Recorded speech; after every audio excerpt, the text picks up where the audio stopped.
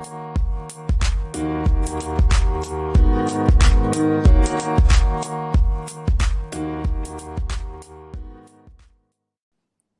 everyone, thanks so much for joining us today for episode 10 of season 2 of Revise and Resubmit. I'm Dr. Kim Bissell, the Southern Progress Endowed Professor in Magazine Journalism and the Associate Dean for Research in the College of Communication and Information Sciences at the University of Alabama. And I'm Dr. Annalisa Boland, an Assistant Professor in the Department of Communication Studies, also at the University of Alabama. And we both work in the Institute for Communication and Information Research, or the ICIR, at UA. So many places that I could start with this conversation, including, but not limited to, how many ZZ Top concerts have you been to, Annalisa? None. And the only reason this blast from the past is even being mentioned is because our next guest may very well have set the record on this one. But no spoiler alert here. You're going to have to tune in to find out if he has. Yes. And I have to admit that I, even after this conversation, had to go look up ZZ Top. But I did, and incredible. So one of the things that we have all experienced, either directly or indirectly, is the struggle of journalists, today's journalists, and what they have had to face and continue to face while doing their jobs. And this goes beyond just having just a hard job, and really addresses all of the outside factors that journalists have to deal with while they're trying to report on the stories that they are breaking all over the world. Our next guest has experienced historical and research that he'll be discussing related to journalism practices and journalism ethics. As a former reporter himself, Dr. Chris Roberts knows all about the field of journalism and studies journalistic practices, and will be sharing with us more about this ongoing project where he's conducting interviews with graduates of our own program here at UA to learn more about the challenges they face and the successes they've had. With that, we'd like to give a warm welcome to Dr. Chris Roberts, an associate professor in the Department of Journalism and Creative Media. And bonus, maybe we'll learn about how his ZZ Top session began. Welcome, Chris.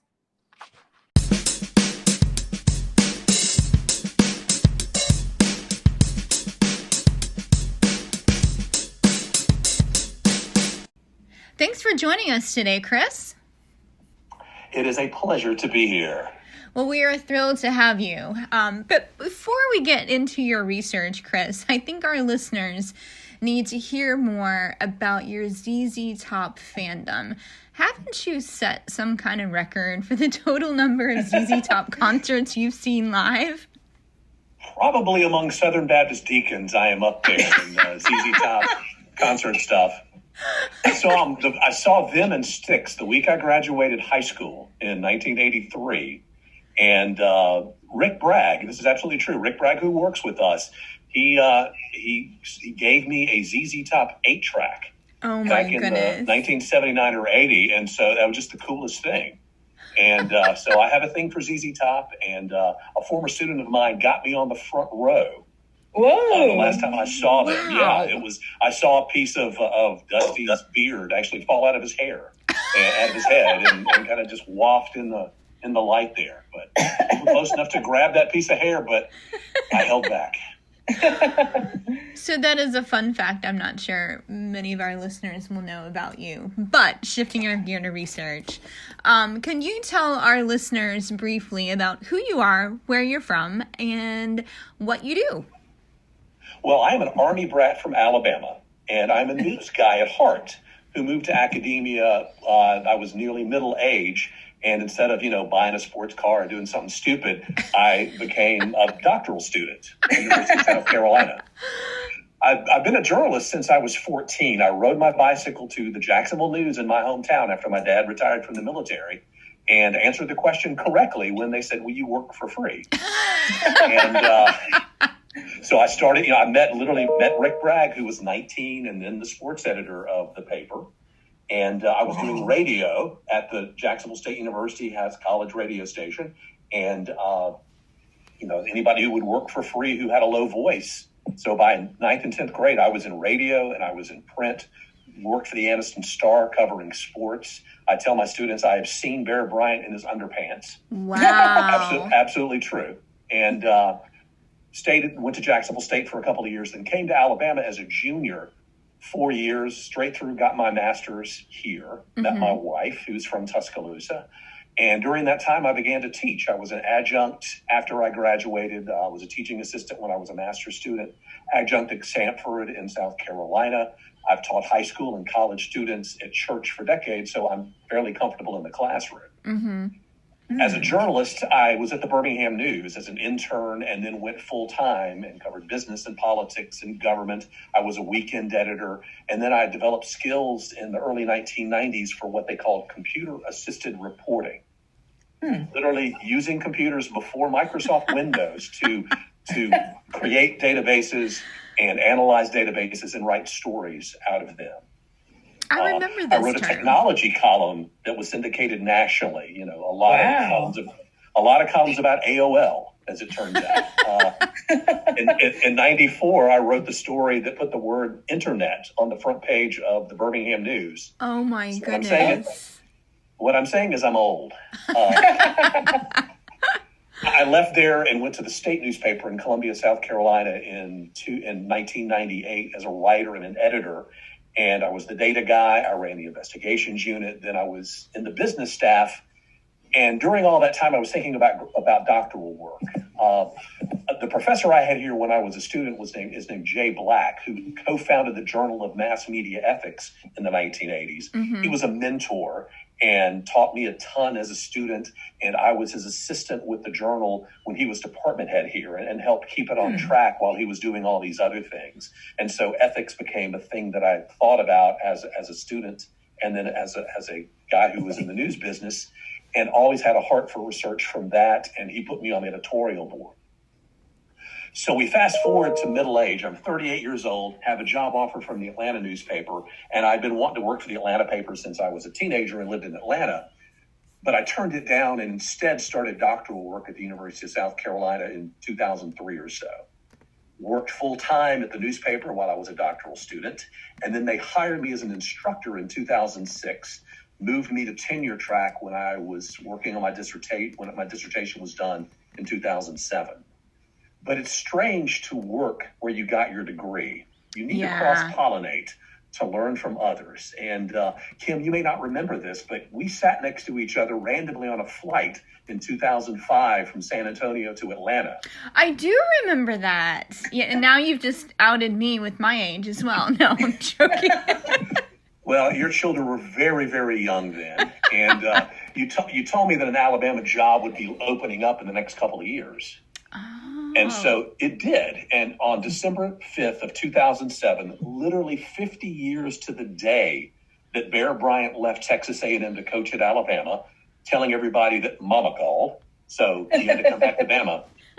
I don't know if that was what the lead of my application letter was. I don't know if that's why I got the gig, but I've been here since 2008. Wow.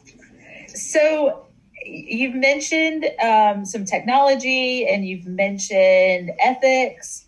Can you tell us how those might intersect when it comes to journalism?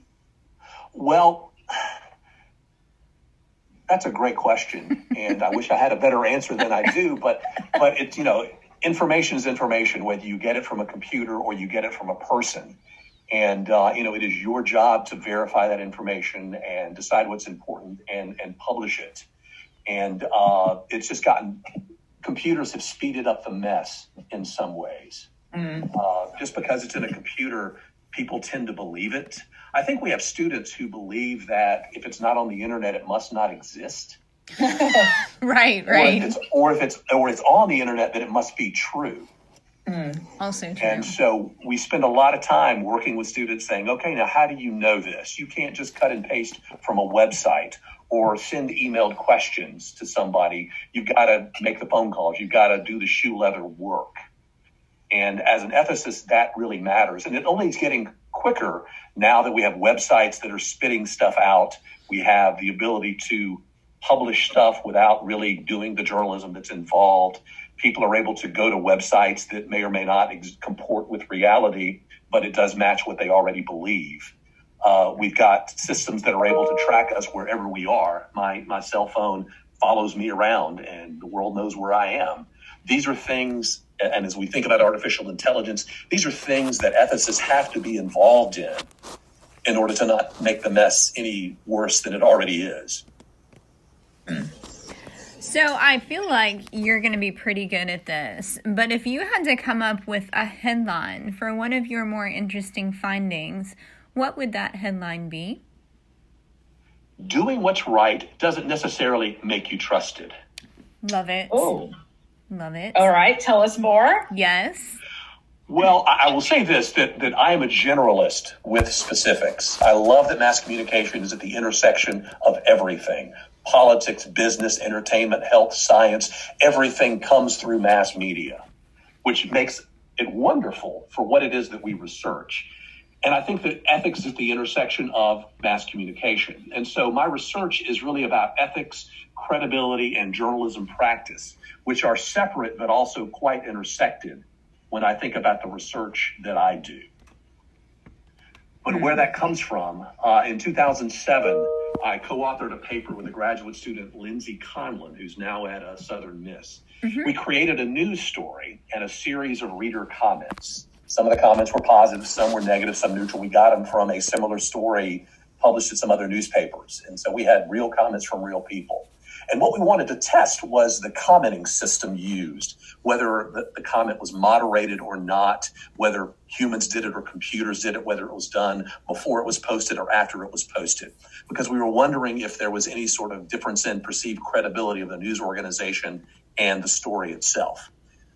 But of course, being fine scholars, we also had the control that just had the news story. So, and what we found, go ahead. No, please go ahead.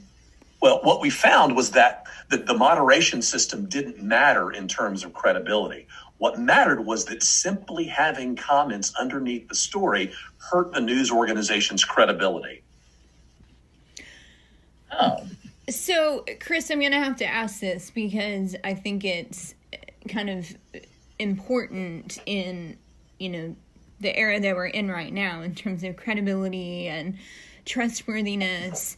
So, what are the things that you tell your students or teach your students about ways to gain credibility? You had mentioned you can't just copy it from the internet and you can't just believe everything on the internet. But we're in this era, obviously, and you know this better than any of us, where the credibility and trustworthiness of journalists is so low. They've just taken a huge beat down.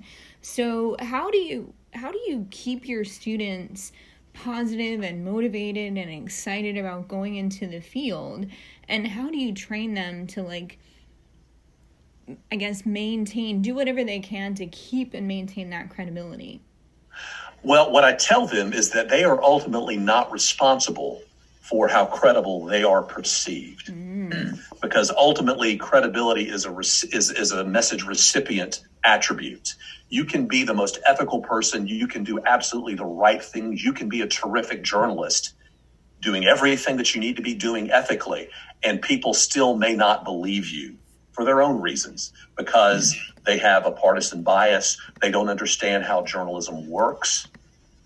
But ultimately, you're not responsible for it. You need to do what you need to do because it's the right thing to do and let other things take care of it. I'm sort of deontological about this, is you do the right thing because it's the right thing to do, and you can't be as responsible about the consequences as you might want to be.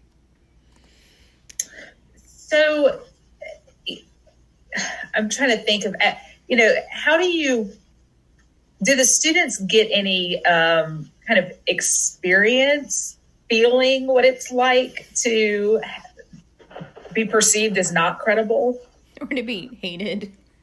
I'm giving away a final exam question for the ethics class next week, where a 10-point question is, okay, you go home for the holiday dinner and an uncle asks you what you're majoring in. And when you say journalism, all of a sudden you get all the complaints you hear about journalism, fake news, which is a propaganda tool, and all those other things. And my question for the students is, how do you reply?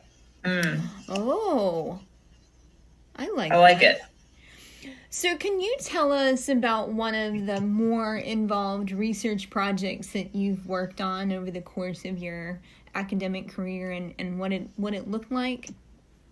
Well, I'm working on a project right now with 5 other researchers. It's a longitudinal thing where we are tracking the moral development of recent mass media graduates. We've got 200 graduates between 2007 and 2019 from Alabama, Penn State, Quinnipiac, Missouri, Colorado, and Oklahoma. And we are tracking their moral development over 3 or 4 years, depending on how this pandemic plays out. Mm-hmm. And we want to look at a lot of things to be able to add to the literature about moral development theory, particularly as it pertains to young professionals. We want to see how the research instruments that we use work and don't work together, and to see how we can inform media educators about how they can better prepare students for what they're going to face when they graduate. So we've done some baseline measurements of moral development among these students the semester they graduated. And now we're tracking them with a series of qualitative and quantitative measures over the next few years. I've got 49 Alabama graduates that I'm following. We had 50. One of them died not too long ago. And I should stop right here and tell you, Kim, as a person who is with the Institutional Review Board, that I broke IRB protocol after this student died, where one of the questions we ask in a life story interview is, who is a role model in your life and what attributes do you try to live out? And this former student talked about her mother, about what a wonderful mother she had and all the things she learned. And when she died, I broke the rules and sent her mama a letter saying, this is what your late daughter said about you and how wonderful it is, and you should know this. Wow. And she wrote me back and said that how much she appreciated the letter, and then she hung it on the wall next to her daughter's diploma. Oh my and the ethicist in me says it's okay to break a rule sometimes. So I hope you understand. And this is about involvement, because we're crawling into the lives of these students and asking them about the most personal and difficult and best things in their lives. And that requires being there. So I have been to tons of states to interview these students before the pandemic, because we asked some really hard questions, the best and worst experiences of their lives, what they think about political and religious issues and ethical dilemmas they've been involved in. And I will tell you, 30 to 40% of the students have teared up at some point during these interviews, thinking about something sad or something about good in their lives. I'm sure. And so I have been our students come from all over the United States, and they scatter when they're done. So I've been to 14 or 15 states, Maryland to Wyoming, California to Michigan, Oregon, South Carolina, to talk to these students. And they get a kick out of it because it may be free therapy for some of them. Others really want to help, and others want to make connections, and it's fascinating. So far, we've won an award with the first paper that we submitted. It's been accepted for a journal. Our second paper is it's a big deal. Yeah. Our second paper is at ICA. We'll see if that one hits. And we've got many more papers to write over the next several years, and maybe we'll turn this into a book when we're done. But we're talking about hundreds of students and 6 researchers from across the United States. There's a lot going on here. Yeah. So, I feel like, you have the institutional connection to these students, but I feel like my initial reaction, if I got an email that was like, hey, can I study your moral development? I'd be like, no, please don't. What are you going to find? So how do you get your participants on board and establish some trust and rapport? Well, I asked faculty to submit the names of students they believe are morally developed. One of the things we're looking at is looking for moral exemplars, young adults who could grow up to be highly morally developed people. And so we were taking those things. And then I teach an intro to mass communication class with 200 students pretty much every semester. And so I was able to tap into the students who know me and who I know from that class and other things. And of course, it's anonymous. We are never going to talk about any students and anything they say where that student could be identified. Mm-hmm. And so by giving them the freedom to tell life stories, it's a powerful thing. The journalist in me knows that to some degree, people want to talk about themselves. Yeah. Mm.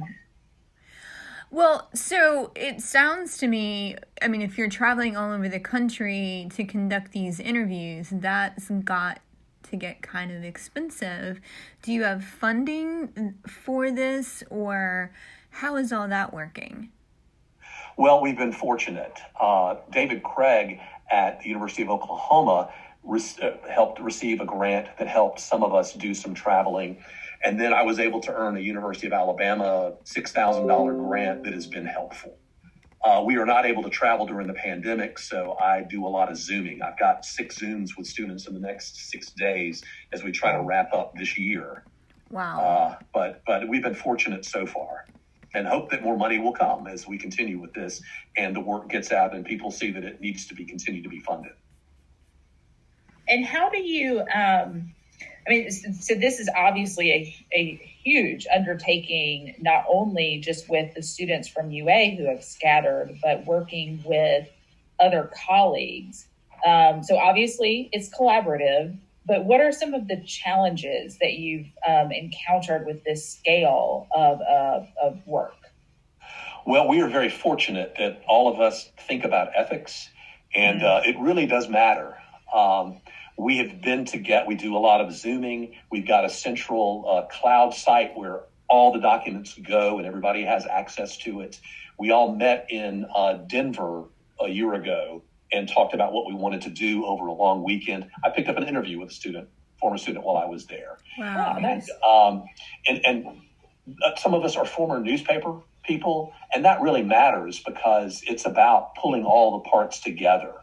And so for the paper we did that was completed earlier this month, I was essentially the editor on the thing. Different scholars wrote different parts. They threw them all together. I took them all, put them in one document, wrote through it to make it seem more like it was one voice, making sure that the research questions and hypotheses matched throughout the paper, that we didn't raise questions that we didn't answer. And I'm working with incredibly bright, smart, wonderful people. We're undefeated so far in getting things published.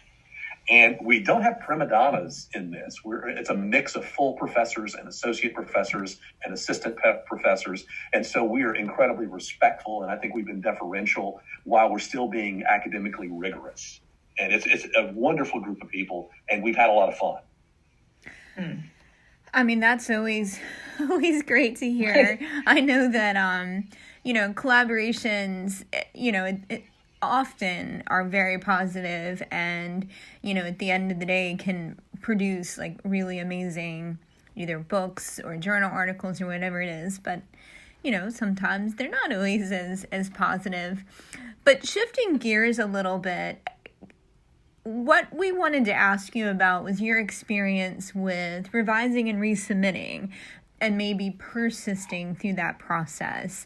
Some of our listeners may be graduate students who submit a journal article for review and gets a desk reject, or they get an R&R and it's basically, all right, we like nothing about this, redo the whole study.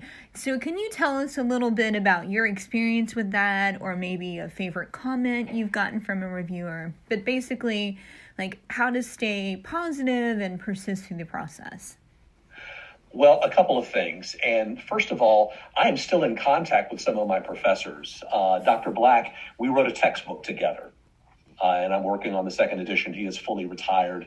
One of my professors was Charles Self, who ended up being dean at Oklahoma. We published a book chapter together. A lot of what ethics researchers do are chapters for books or invited things. But I still do, I'm a qualitative and quantitative researcher. I'm a generalist, and, the research approach I take depends on the question we're trying to answer. And I think that connections matter. And again, I'm a middle-aged guy and came into it fairly late. And so I asked people about stuff. I would go to these meetings that I had never been to and had to learn how to be an academic. My my outside study when I was working on my PhD was higher ed administration, because I didn't know how this tribe worked. And so I had to figure it out. And so part of it was reading the journals and asking a lot of people. And I think connections matter. And I don't mean that like, this editor, he's going to publish it because he loves you. But twice when I was really young as a scholar, and I mean, 40 years old, but really young as a scholar, having changed from writing newspaper stories to having to write in an academic way, which took a lot of changing in my head. Mm-hmm. I submitted to journals where I knew the editor, and the papers went out for blind review. And I know the editors didn't give me a publication because they think I'm a nice guy or they knew me, but the papers were good enough. And the editors in both those situations were incredibly helpful in helping me think better. And that's, and maybe it was because of the connection. Maybe it was, and I think it was because just of who these people are. Right. But being able to make those connections really matters. And thinking like an editor is what really matters. And again, I like working in collaboration because I think all God's children need an editor. But as a journalist, I was taught to think like a reader, but really taught to think like an editor, because a good editor thinks like a reader. Mm-hmm. And now when I do academic work, I think about the reader, obviously, but for academic journals, I am thinking about the editor and those blind reviewers, making sure that I make the best case that I can and answer all the questions that the submission is going to raise, and be ready to answer what it is that they have. Those are very good tips. Thank you for sharing that. That's very, very helpful.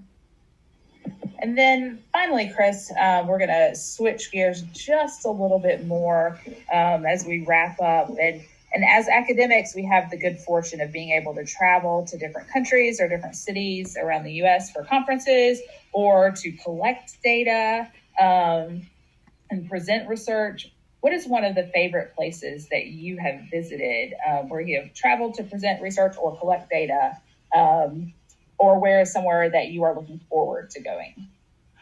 I'm looking forward to going anywhere right now. Out to dinner is what I have said. I can't wait to just go like across the street out to dinner. Yes. Exactly. The favorite part of the research is being able to tie it to other things. I flew to Denver for a research interview, and my wife, Melissa, whom you know and we all love very much, figured out a way to travel with me. So we hit Denver. She had never been there. I interviewed one of the participants. We went to Wyoming. We saw a Wyoming football game. Oh then my we drove to the northern part of Wyoming and interviewed a student, then drove back. A couple of years ago, we flew to San Jose and then to San Francisco, interviewed somebody, and then we drove back across country. I stopped in Dallas and elsewhere to do an interview. And I should say this as a newspaper person who has written things that have led to people being indicted and misuse of money. I made sure that I didn't, we didn't commingle money. I was about that stuff, but we drove along the way. So, we saw Yosemite, we saw Death Valley, we saw the Grand Canyon. Along the way, I was shooting video for my MC 101 online class. And, my wife learned how to knit, and we sang 70s on 7 the whole way. Nice. I love it. Chris, it has been such a pleasure getting to talk to you today and to learn more about your research. Thank you for sharing your experiences with us and all of our listeners. Thank you so much. Thanks, Chris.